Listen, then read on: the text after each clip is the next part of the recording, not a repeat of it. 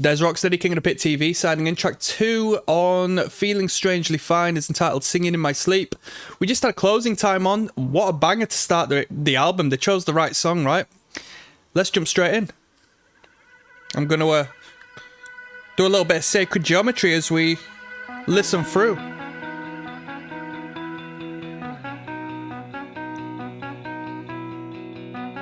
Good use of the keys on this record so far.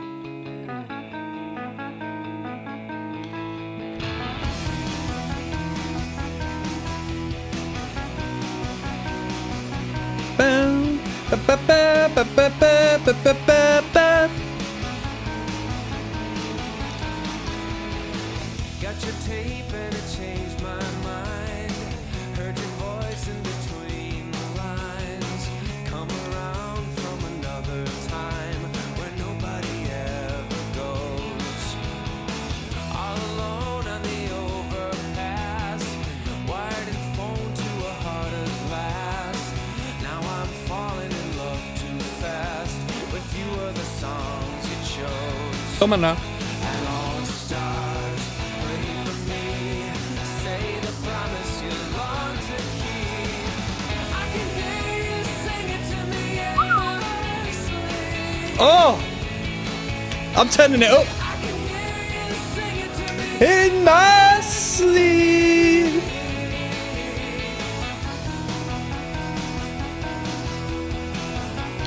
What a great band. This is my cup of tea. This is my cup of tea. One love to David.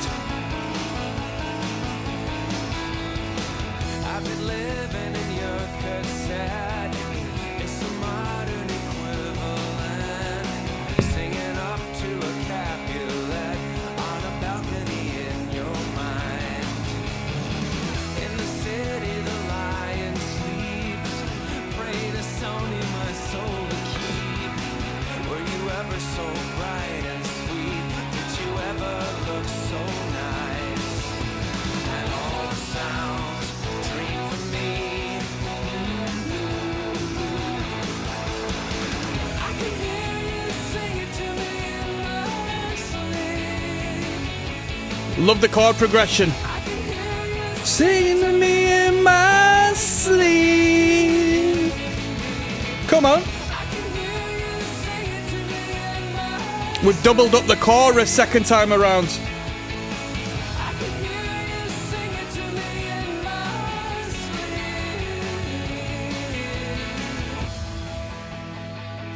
What's good, and now we're going to the bridge, because what we've done is we've gone into the second chorus. What we did was we gave you the half, not half time in a tempo sense, but as far as the scale is concerned, we had like a half chorus as the first one. We introduced the chorus.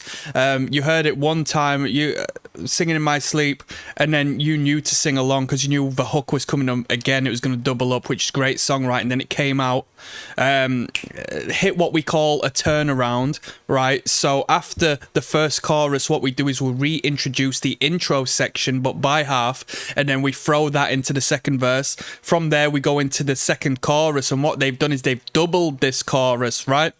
You've made it this far, have a little bit more of a treat, have, you know, twice as much of this elevated chorus section, and what you're experiencing is quite a literal elevation of the register in the vocal line, because psychologically, now these lot might not know the psychology behind it as opposed to the actual way of structuring a song, but psychologically, we are more prone to hearing higher registers, right? So a baby crying is going to be heard, at least via our subconscious, to a higher extent of somebody murmuring at a lower frequency. So to elevate the pitch during the chorus is an incredibly powerful tool. In pop songs, you're not really going to hear somebody go lower in pitch, even though it might be more audacious in the chorus. It's just not the way it's going to be. It's not natural. It's not efficient. It's not optimal. This band is really good because it's engaging with my love for songwriting, and I don't find this too often due to the nature of this channel. You know, we're going to listen to metal and rock bands and punk bands and so forth that generally aren't going to abide by good songwriting principles, and the indie bands we listen to tend to have a different approach, albeit effective and efficient, you know, with them not necessarily being mainstream artists. Generally, a lot of them don't abide by, you know, pop structure songwriting, right?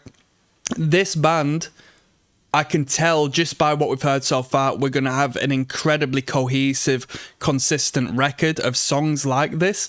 And to somebody like me, that's really, really exciting, because I love good songwriting. I love boundaried songwriting. I love songwriting that serves the people, serves the listener, as opposed to engage in this egocentric manner, this self-loving fashion of, I don't need those rules because I'm a creative and it's all about me, me, me. Whoever's writing for this band knows how to write songs and knows why they're writing songs in this particular fashion. So we've just finished the second chorus, an extended chorus. Now we're going to go into the bridge section, because if we were to have a third, I'm giving you some good game here. If we're to go into a third verse section, because we've had two verses, a third verse section is going to bore us, right? Because think about this: when you get to 3 in a row, you've established a pattern, yeah?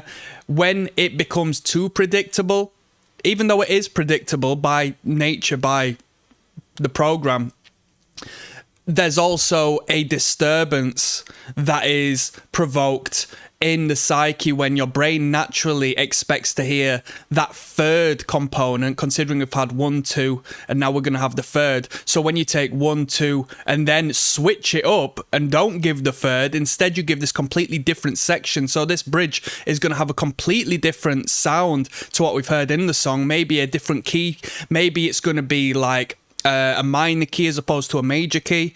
It engages you into the song. Whereas you might have had this as background music, a little bit of a sing-along to the chorus, but you're doing your thing. Now, when you hit the bridge, you start to pay attention again, because it's like a new song has begun, because it's completely switched. And that switch will lead you into the last chorus, right? And that last chorus is going to be more powerful than the first two choruses that have come. Good game. Come on.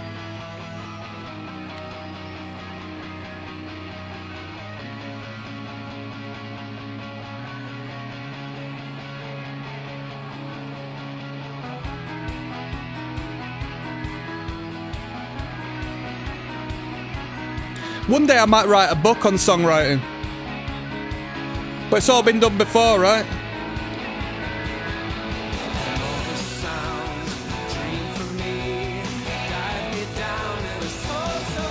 Here we go. My sleep. Love that downstroke on the guitar there. Dun dun dun dun dun dun dun dun dun dun dun.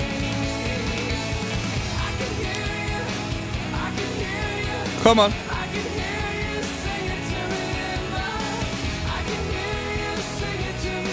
My sleep.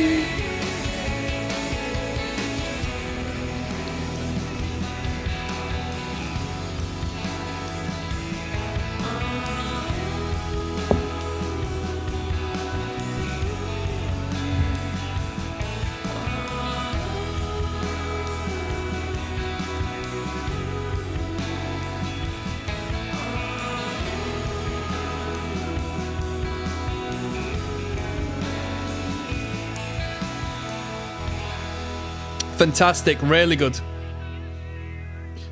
Really good. Really well composed. We've got Made to Last coming up next. I mean, let me put some respect on David. If we continue up with the quality and the standard we've upheld in these first two tunes, this might be an album I give a re-listen to. At least 1 or 2 tunes, you know, most definite. We've got Made to Last.